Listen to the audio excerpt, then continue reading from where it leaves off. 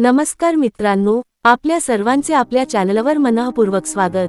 मित्रांनो, वटपौर्णिमा हा प्रत्येक विवाहित महिलेसाठी अत्यंत पवित्र आणि श्रद्धेचा सण आहे। या दिवशी माता सावित्रीने आपल्या पतिव्रतेच्या सामर्थ्याने यमराजांकडून पती सत्यवानाचे प्राण परत मिळवले, अशी कथा पुराणांमध्ये सांगितली जाते। त्यामुळे या दिवशी वडाच्या झाडाची पूजा करून पतीच्या दीर्घायुष्याची, उत्तम आरोग्याची आणि सुखी संसाराची प्रार्थना केली जाते। परंतु अनेक महिलांच्या मनात काही प्रश्न असतात। वडाची पूजा नेमकी कोणत्या वेळेत करावी? दुपारी पूजा करता येते का? धागा किती वेळा गुंडाळावा? वटपौर्णिमेला केस धुवावेत का? आजच्या व्हिडिओमध्ये आपण या सर्व प्रश्नांची सविस्तर माहिती जाणून घेणार आहोत। वटपौर्णिमेचे महत्त्व। वडाचे झाड दीर्घायुष्य, स्थैर्य आणि अखंड जीवनाचे प्रतीक मानले जाते। त्याच्या मुळांप्रमाणेच कुटुंबातील नाते घट्ट राहावीत, संसार सुखाचा व्हावा आणि पतीला उत्तम आरोग्य लाभावे, या भावनेने महिलांनी वटवृक्षाची पूजा केली जाते। पूजा कोणत्या वेळेत करावी? पारंपरिक मान्यतेनुसार शक्य असल्यास सूर्योदयानंतर सकाळच्या शुभ वेळेत पूजा करणे अधिक योग्य मानले जाते। काही ठिकाणी स्थानिक परंपरेनुसार मध्यान्हापूर्वी पूजा केली जाते।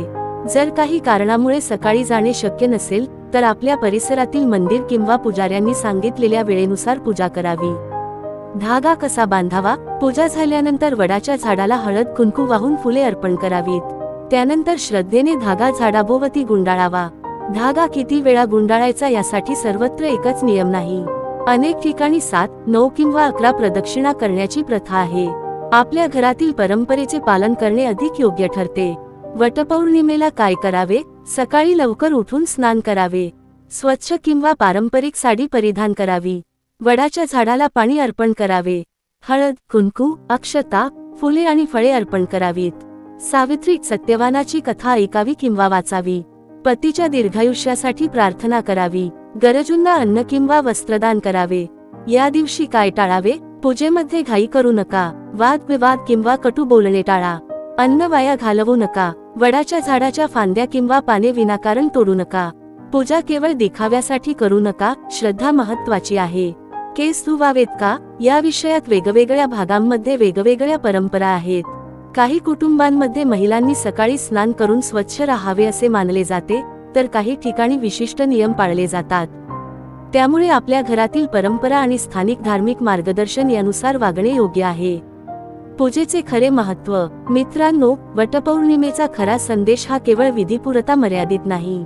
या सणातून निष्ठा, विश्वास, परस्पर आदर आणि कुटुंबातील प्रेम जपण्याचा संदेश दिला जातो। पूजा करताना मनात श्रद्धा, सकारात्मक भावना आणि सर्वांच्या कल्याणाची इच्छा असणे हेच सर्वात महत्त्वाचे आहे। मित्रांनो, ही माहिती तुम्हाला उपयुक्त वाटली असेल तर व्हिडिओला एक लाईक नक्की करा। तुमच्या घरी वटपौर्णिमेला कोणती विशेष परंपरा पाळली जाते ते आम्हाला कमेंटमध्ये नक्की सांगा। अशाच धार्मिक, सण, उत्सव आणि उपयुक्त माहितीसाठी आपल्या चॅनलला सबस्क्राईब करा आणि बेल आयकॉन दाबायला विसरू नका। धन्यवाद। जय श्री विष्णू, जय माता सावित्री। टिप: पूजा करण्याची वेळ आणि पद्धत प्रदेश, मंदिर आणि कौटुंबिक परंपरेनुसार बदलू शकते। स्थानिक परंपरेला प्राधान्य द्या।